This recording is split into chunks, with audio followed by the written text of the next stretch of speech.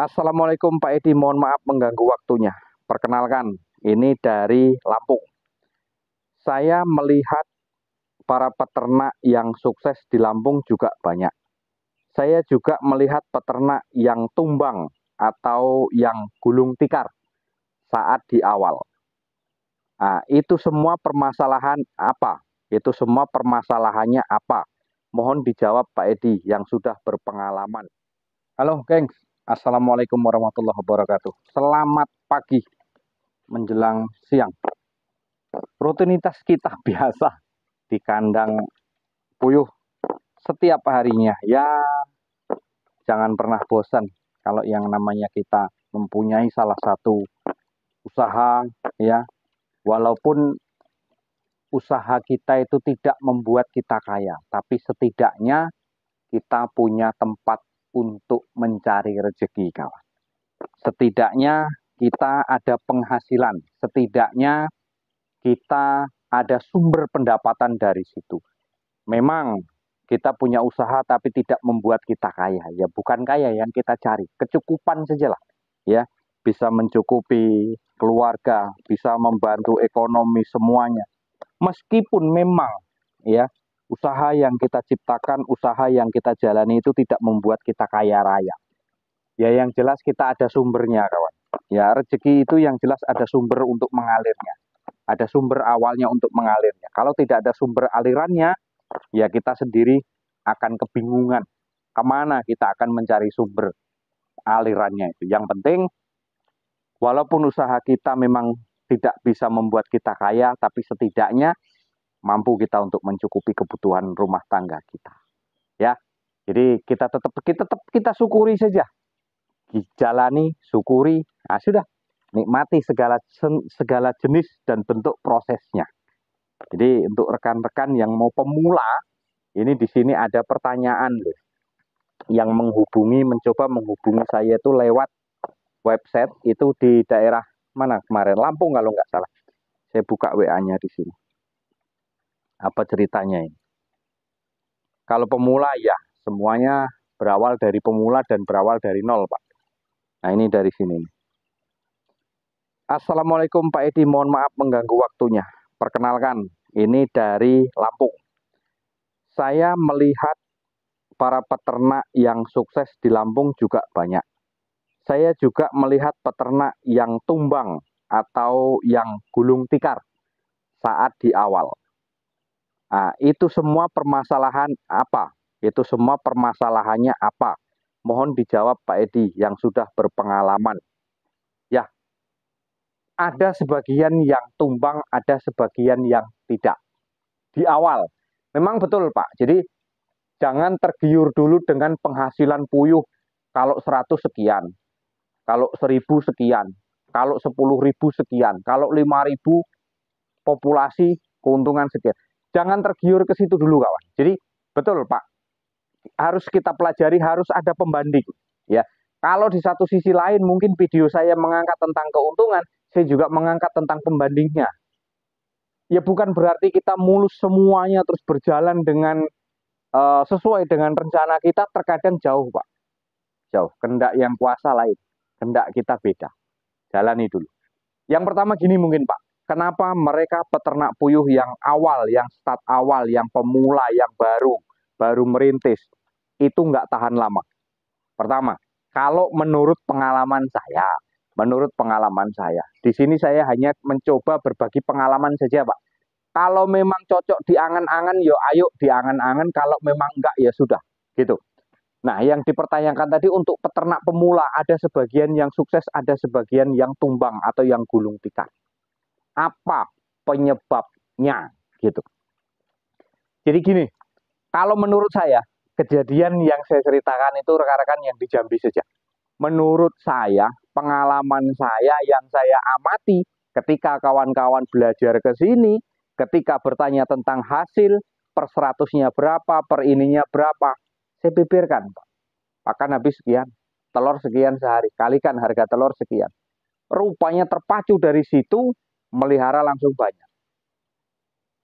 Kendalanya apa? Nih contoh, saya ambil contoh kemarin ada kawan itu pelihara itu sekitar pertama itu 500. Saya bilang dulu, Pak, sebelum terjun ternak, ini yang paling utama. Sebelum terjun ternak, pikirkan tentang pemasaran telur itu kemana.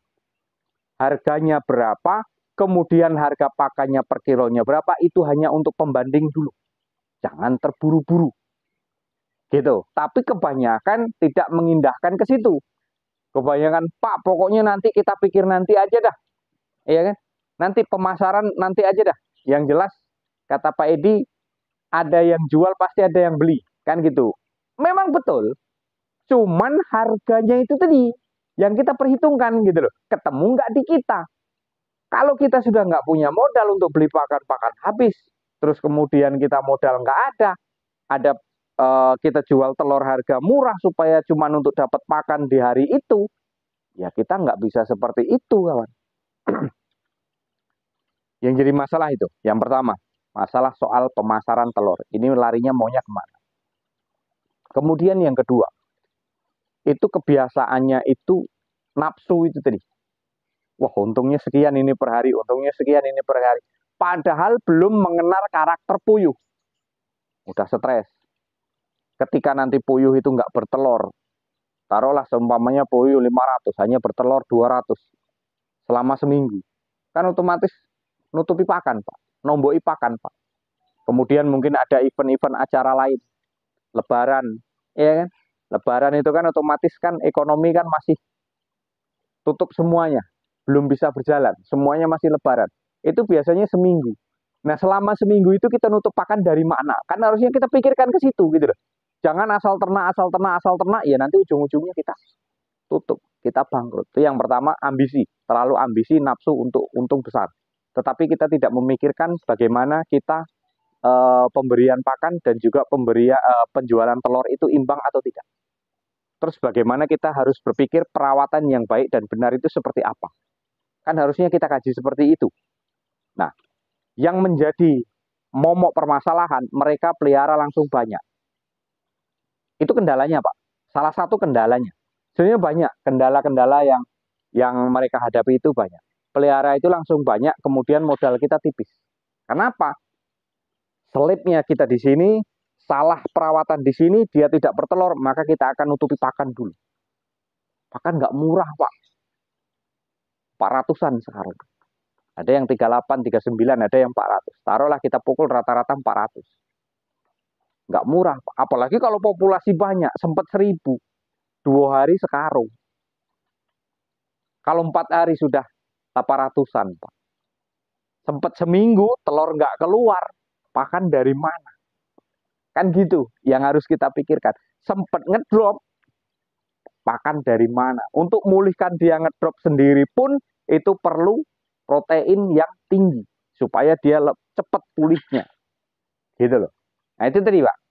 Jadi terlalu ambisi, terlalu mengejar untung besar. Sehingga mereka tutup tidak berhasil. Banyak kejadian seperti itu, banyak, Pak. Belum lama ada yang pesan 500. Oke, saya kirim 500. Dipelihara. Pak, jangan terlalu banyak dulu, Pak. Coba dulu 100. Atau coba dulu 50 ekor. Nanti perkembangannya gimana? Ataukah mau lanjut, ataukah mau enggak, itu nanti bisa Bapak pelajari di situ. Kebanyakan kawan-kawan yang sukses, kebanyakan kawan-kawan yang pelihara langsung sedikit, awalnya sedikit, itu malah kebanyakan sukses loh. Dibandingkan dengan kawan-kawan yang langsung pelihara itu di atas 500, 1000, 2000, itu kebanyakan tumbang di awal. Karena apa? Ilmu ternak puyuh belum mereka dapat. Pengalaman belum mereka dapat. Iya kan? Ada di video-video saya itu kawan-kawan itu saya kunjungan-kunjungan ke kandang-kandang beliau, ada yang belawar dari 50 ekor. Ada yang 100 ekor. Ada yang 75 ekor. Justru malah mereka sesudah produksi, sesudah produktif telurnya, puyuhnya produksi, itu malah justru nambah. Pak, saya nambah, Pak. Ini contohnya, saya masih guyur. Masih banyak netasi untuk tambahan rekan-rekan yang ada di Jambi. Awalnya cuma 50 atau 100 itu dulu. Iya kan, pelajari dulu. Kalau memang mereka itu datang ke sini belajar, biasanya yang nurut itu biasanya yang berhasil, Pak. Bukan berarti saya menggurui. Tapi memang kenyataan di lapangan seperti itu. Gitu loh.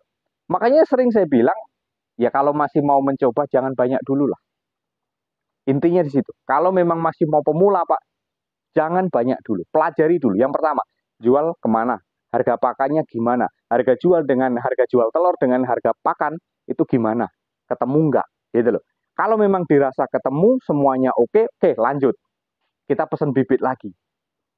Ya, untuk pemasaran telur misalkan, kok telur saya kok sehari cuman 100, cuman sekilo. Berarti permintaan tinggi. Nah, itu nanti tergantung kita, Pak. Akan mengajak untuk menambah dengan sendirinya, menambah populasi dengan sendirinya gitu loh. Tetapi kalau di situ kita langsung mungkin 500 ke atas, begitu telur numpuk, kemana kita mau jual masih kebingungan, pakan habis, puyuh sudah menunggu pakan, ya kita repot Pak. Jangan salah-salah juga Pak. Sering saya bilang, puyuh ini dikasih sertifikat juga bisa habis Pak. Dikasih BPKB mobil juga dia mau Pak. Habis Pak kalau kita nggak ngerti gitu. Bener kata rekan kita yang di Lampung, pelajari dulu. Pahitnya di mana. Yang membuat kita tumbang itu di mana. Memang kita harus pelajari ke situ dulu. Intinya di pemasaran dulu, kemudian harga pakan dulu di setiap daerah kan pasti beda-beda. Saran saya, kalau untuk pemula, jangan banyak dulu lah. Sedikit dulu lah. Kita coba dulu sedikit dulu. Jangan terlalu banyak. Kalau terlalu banyak, ilmu kita belum ada, kemudian pengalaman masih belum ada, kemudian pemasaran telur masih kebingungan, ya kan? Nah itu perlu menjadi catatan untuk pemula, kawan. Memang betul di situ. Ini menjadi catatan khusus untuk para pemula. Jadi pikirkan ke sana, arahnya seperti apa, tentukan nanti kita akan menentukan sendiri. Kalau awalnya hanya sedikit dulu. Itu saran saya, Pak. Ya berhubung tadi minta saran, ya apa yang terjadi di lapangan sehingga mereka kebanyakan yang tutup. Ya kebanyakan ya seperti itu tadi, Pak. Kalau kena penyakit, oh itu lain cerita Pak. Itu lain cerita. Kena penyakit, ratan misalkan, itu musibah Pak. Itu musibah. Tapi kalau kita tutupnya itu berdasarkan alasan yang jelas, nggak ketemu diuntung, kesulitan pemasaran, maka lama-lama kita akan nutupi, akan nomboi pakan. Dari situlah berawal mereka itu tutup. Saya pertama kali ngerintis Pak, dari telur Pak, saya netaskan. Itu pertama kali. Dari telur itu 600 biji. Muncul sekitar 450 netas. Kemudian saya besarkan, saya jual. Nah dari situlah saya berangkat sampai sekarang, sampai hari ini, sampai detik hari ini. Alhamdulillah saya masih bertahan di peternakan puyuh. Sudah hampir ya sekitar 10 tahun lah ya, sekitar 10 tahun. Karena saya buka kemarin itu di tahun 2015 kalau nggak salah, seingat saya.